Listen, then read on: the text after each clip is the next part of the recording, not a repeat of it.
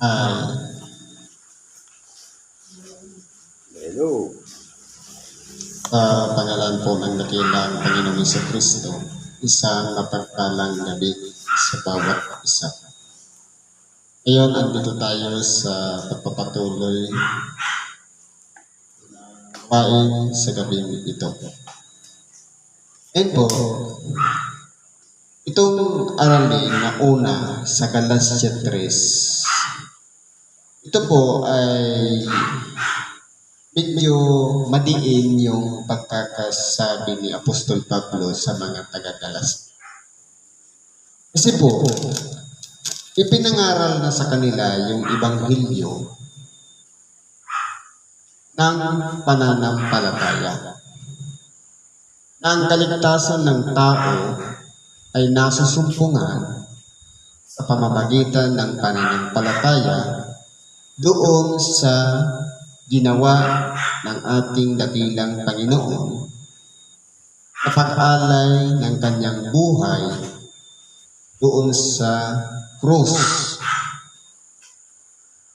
Walang iba, inilalakip lang ng mga tao, kahit sino man sa atin, ang ating sarili sa maliligtas dahil po sa halaga ng dugo na ibinuhos ng ating dakilang Panginoon. Kumbaga, yung mga taga-Galacia nahubog na sa tunay na kahulugan ng kaligtasan. Pero po, merong mga tinatawag na ibang ebanghelyo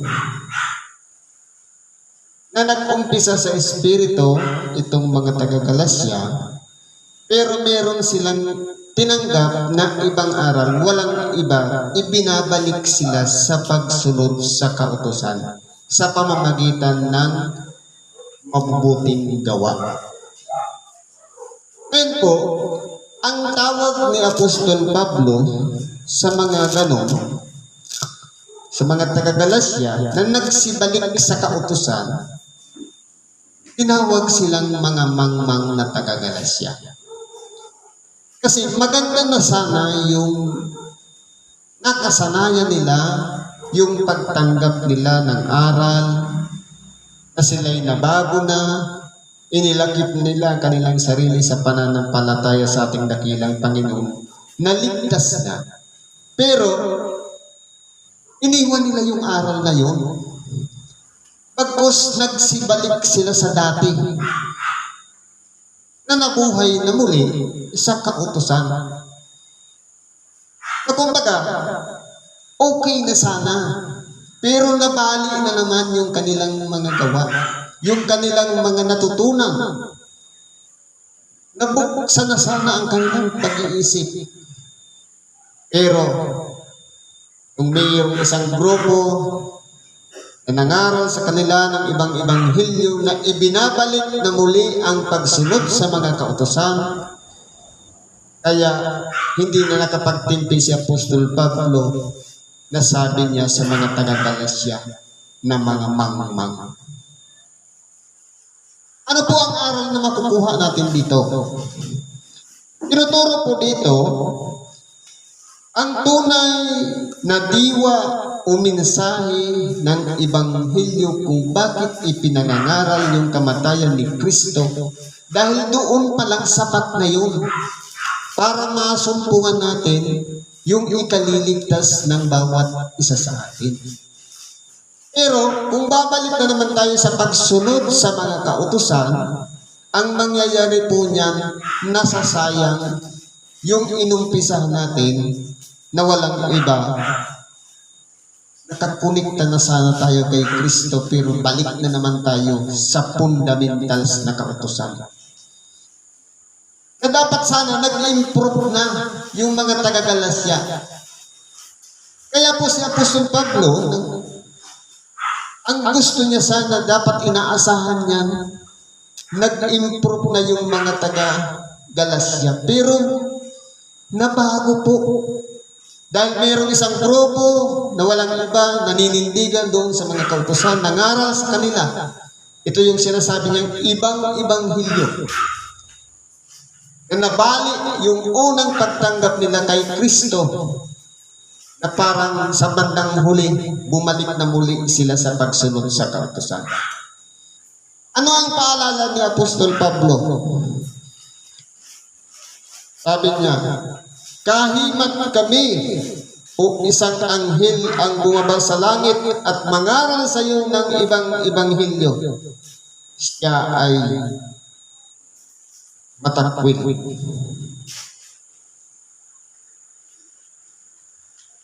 Sabi dito, ako'y namamangha na kay dali ninyong nagsilipat sa ibang ebanghelyo buhat sa tumawag sa inyo sa biyaya ni Kristo. Na ito'y hindi ibang ebanghelyo kundi mayroong ilan sa inyo na nagsisiligalig at nag-iibig na pasamain ang ebanghelyo ni Kristo. Ganun po kasi na yung nangyari. Na parang yung naninindigan doon sa kautusan na mga hindi sumasampalataya kay Kristo, ipinalalagay nila na yung pagpapakamatay ni Kristo ay kamangmangan, walang kwenta. Dahil yung mga taga-Galasya na hikaya, balik na naman sila sa pagsunod sa kautusan. Kaya anong tawag ng ating ni Apostol Pablo? Ang mga walang alam. Maganda na sana yung pundasyon na nahubog ang isang tao sa pamamagitan ng pananampalataya kay Kristo, pero balik na naman sa rules, balik na naman sa batas, sa mga laws, balik ka na naman sa 10 kautusan. Magiging useless si Kristo kung babalik tayo sa pagsunod sa mga kautusan. Kaya po, ipinagdidiinan dito ni Apostol Pablo na kinakailangan kung papaanong tayo'y nahikayat na sa pamamagitan ng pananampalataya kay Kristo, dapat doon na po natin umpisahan, mananan na tayo doon.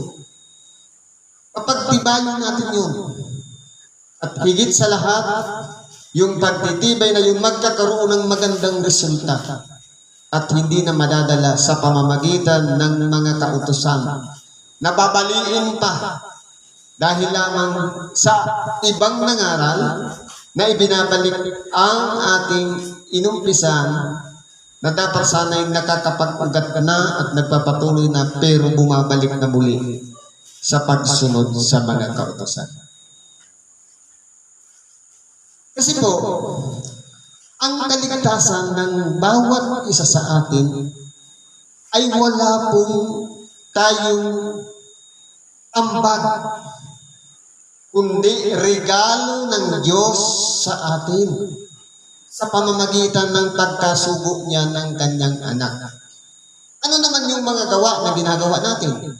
Yun po ay produkto na lang o resulta ng kaligtasan tinanggap natin. Hindi ibig sabihin na gumawa tayo ng mabuti, sapat na, ligtas na. Hindi. Dahil lahat tayo ay kinahabagan. Lahat tayo dahil sa habag at pag-ibig ng Diyos. Kung wala si Kristo, kung hindi niya sinugo, walang saysay ang buhay natin dito sa ibabaw ng sanlibutan. Kaya hindi po dahil marami tayong nagawang kabutihan sa kapwa, sapat na. Kundi kahit kapiraso, wala tayong ambag sa kaligtasan tinanggap natin. Dahil habag po ng Diyos, ito'y regalo ng Diyos sa bawat isa sa atin. Ang mahalaga po dyan, yun ang gawin nating pundasyon ng ating pananampalataya. At wag na tayong bumalik sa mga maling aral, sa pagkat nagwa-warning si Apostol Pablo na dapat matakwil ang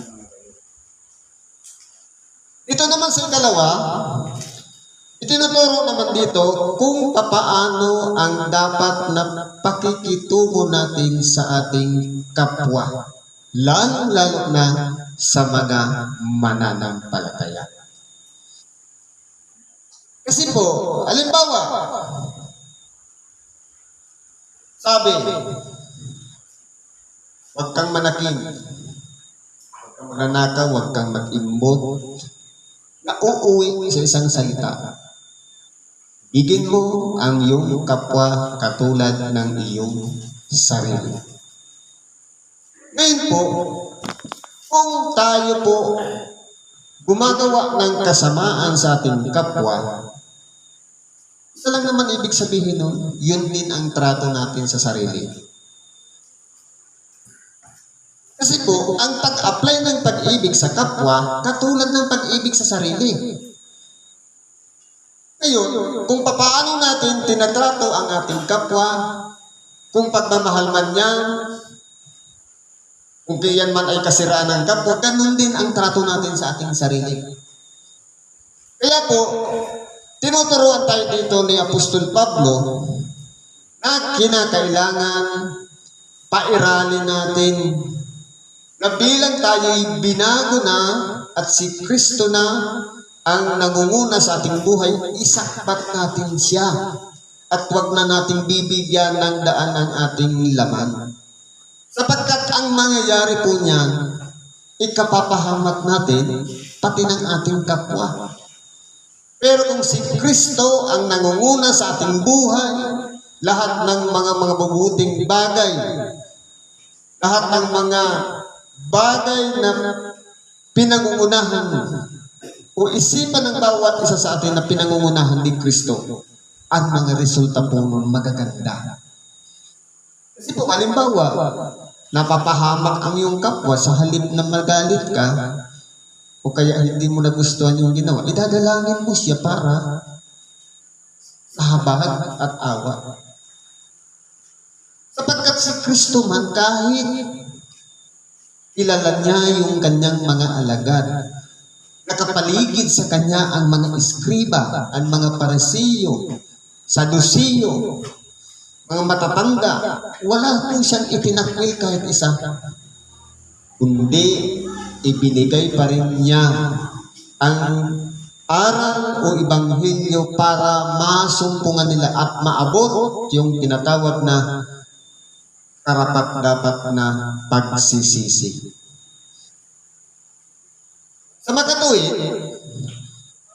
kinakailangan tratuhin natin ang ating kapwa ng maayos, ng mabuti, ng naaayon sa kalooban ng Diyos. Ito po, masasabi natin na pinangungunahan tayo ng Espiritu Santo. Sabi dito,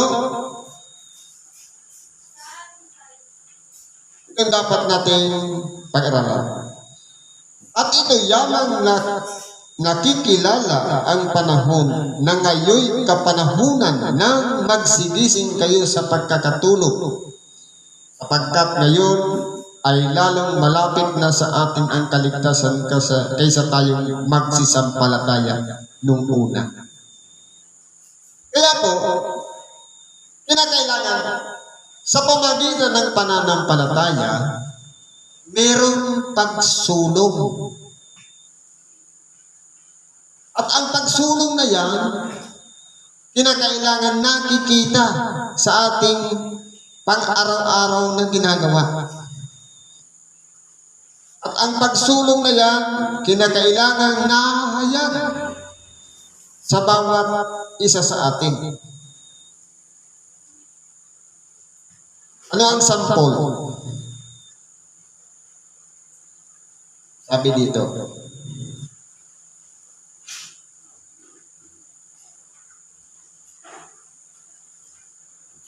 mula sa pananampalataya, Sa pamamagitan din naman niya ay nagkaroon tayo ng ating pagpasok sa pamamagitan ng pananampalataya. Nandiyan, sa biyayang ito ay tayo nagsisilagi, nangagalak tayo sa pag-asa sa kaluwalhatian ng Diyos. At hindi lamang gayon, kundi naman magagalak tayo sa ating mga kapighatian na lamang kapighatian ay gumagawa ng katyagaan. Hindi lamang nagtatapos sa pananampalataya.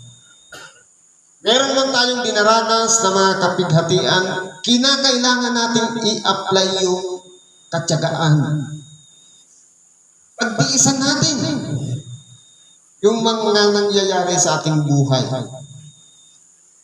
Kinakailangan sa katyagaan ng pagpapatunay. Kinakailangan na-experience natin. Kaya tayo nagtitiis, paraan yun para maika-experience tayo. Sa pagpapatunay ng pag-asa, parang challenge tayo na hindi lamang tayo umaasa ngayon, kundi ginagawa natin yung kabutihan sa kapwa dahil po ang target natin buhay na walang hanggan. Yun yung pag-asa eh. Kaya po, kung mapapansin natin, dapat na-divert na natin yung ating pakikipag-ugnayan sa kapwa. Na dati tayong mananampalataya ngayon, ibabahagi naman natin yung pag-ibig sa kapwa at ganun din yung pag-asa natin sa minimithi nating buhay na walang hanggan. Nakabaniriyan sa atin eh. Kaya po, kung halimbawa, gusto nating ingatan ng ating sarili kasama dun sa maniligtas, siyempre, ang pakikitungo natin sa ating kapwa, dapat kasali sila. Lalong-lalo na yung kasama natin sa pananampalataya. Kumbaga, lahat tayo kasama, magkakasamang nililigtas ng Diyos. Pasalubong tayo sa Kanya na wala tayong mga anumang kusot o problema o hindi pagkakaunawaan, kundi sama-sama tayo bunga ng isang layunin, pag-asa doon sa buhay na walang hanggan. Magagawa po natin yan kapag si Kristo ang nangunguna sa bawat isa sa atin. Sabi nga, huwag nating paglaanan ang ating laman. Kapagkat ang nasa nitong laman na ito, walang iba, pansarili. Walang iba. Ito ay bunga ng mga pride o ego. Mamalaki, kataasan. Lahat ng yan ay bunga ng laman. Pero ang pagkamithi natin, sakpat natin si Kristo, palaging siya ang priority, hindi lang sa iniisip natin, kundi gawin din natin siyang dahilan kaya tayo nagpapatuloy sa pakikibaka sa buhay dito sa ibabaw ng sanlibutan. Kaya po yung unang aralin, dapat maging consistent tayo sa pananampalataya kay Kristo. Sapat na yun. Yung kaligtasang regalo ng Diyos sa atin. At ngayon, isakpat naman natin ngayon si Kristo. Gawin natin siya ating sarili, maging templo niya. Muna sa bawat pag-iisip natin sa ating puso upang masunod natin ang kalooban ng Diyos. Yun pala, sapat na sa regalong inihanda ng Diyos sa bawat isa sa atin. Walang iba ang buhay na walang hanggan. Siguro po, hanggang dito na lang, pakikibagi natin sa oras nito. Salamat sa Diyos. At anuman ang ating mga kahilingan, ngayong unang salamat para sa taong 2026, buwan ng Enero. Pagkatiwala natin yan lahat sa Diyos. Sa ngalan ni Kristo, salamat at mapagpalang gabi sa bawat isa. Mapalad